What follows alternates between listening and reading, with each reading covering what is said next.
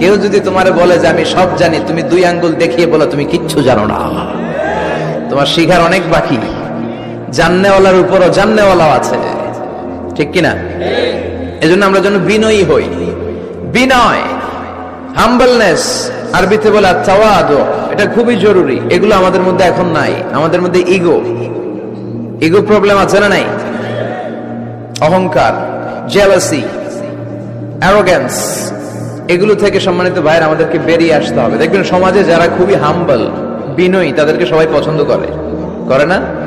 আর অহংকারীদের কেউ পছন্দ করে না। সামনে সালাম দেয়, পিছনে গালি দেয়। কথা বলেন? এজন্য অহংকারী হবেন না, বিনয়ী হবেন। বিশ্বনবী বলতেন, আল্লাহ আপনি আমার বিনয়ী বানান, আপনি আমার ধৈর্যশীল বানান, আপনি আমার শুকর গুজার বানান।